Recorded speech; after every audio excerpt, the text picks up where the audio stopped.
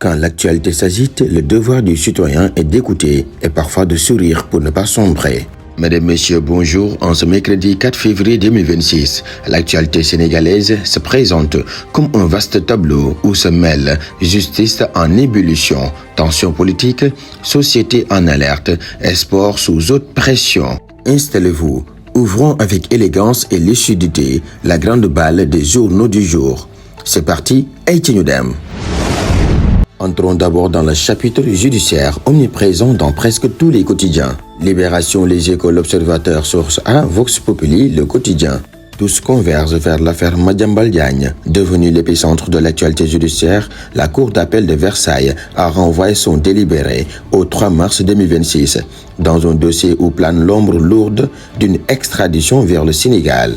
Les chefs évoqués par la justice sénégalaise, violation du secret de l'instruction, introduction d'objets prohibés en milieu carcéral, diffusion d'images contraires aux bonnes mœurs, continuent d'alimenter le débat entre vedettes politiques, selon la défense, et nécessité judiciaire selon les autorités. Dans le même registre, Farba Ngom occupe une place centrale. Libération, Les Échos, Vox Populi, L'Observateur annonce une deuxième demande de levée de son immunité parlementaire avec une remise annoncée au juge le 16 février. Le FDR lui parle de procédure politique pendant que la justice suit son cours. Toujours côté faits divers judiciaires, Libération relate le détournement de pensions complémentaires à la Poste, l'affaire tragique du Jakartaman assassiné à Guinguinéo et cette affaire glaçante à Diakhao où une femme simule grossesse et enlèvement pour obtenir le divorce. Rek Foofu Toj. Une justice très sollicitée, reflet d'une société sous tension. Eitinudem. Passons maintenant à la sphère politique où le débat ne faillit pas.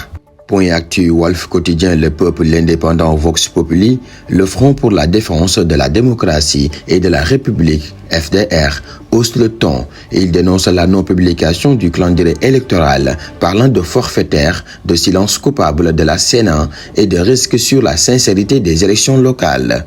Face à cela, le gouvernement campe sur sa ligne. Point actu relaie les propos de Maître Abdoulaye Tine. Le pouvoir n'est pas la paternité de Pastef, mais le choix souverain des Sénégalais. Fin de citation.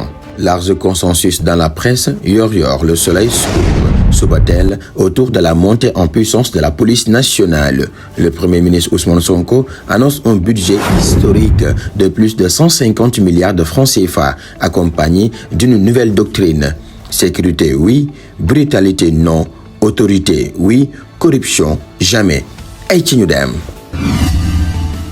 Après la politique, ouvrons maintenant le grand chapitre du quotidien des Sénégalais ordinaires. Celui qui ne fait pas toujours la une, mais qui fait battre le cœur du pays. Université, une accalmie en trompe-l'œil. La question des bourses universitaires continue de traverser la presse comme un fil électrique à haute tension. Sud Quotidien, L'Informateur, L'Indépendant, Le Témoin s'accorde sur un point. Le MESRI dément formellement toute suppression ou réduction des bourses, mais annonce une réforme structurelle du système de paiement.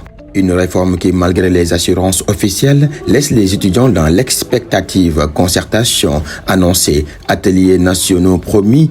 Mais sur les campus, la méfiance persiste. Les étudiants parlent de remise en cause des acquis pendant que les syndicats enseignants durcissent le ton. Et quand l'université tremble, c'est toute la jeunesse qui vacille. Une jeunesse déjà confrontée à un autre mal profond. Eitinudem. Parlons de migration, l'angoisse des Modou. L'Observateur met en lumière la peur bleue des Sénégalais vivant aux États-Unis, confrontés à une traque accrue de l'ICE, conditions de vie précaires, exploitation, incertitude totale, une diaspora sous pression pendant que les familles restées au pays retiennent leur souffle. Pendant que certains cherchent à suivre loin du pays, d'autres risquent leur vie sur nos propres routes. Eitinudem. Sud Quotidien, Subatel, Le Soleil évoque la lutte renforcée contre les accidents de la circulation. Ciblés en priorité, les célèbres Cheikhou Chérifou, véhicules vétustes devenus synonymes de danger. Contrôle technique renforcé, centralisation à Dakar, conformité stricte des cartes grises.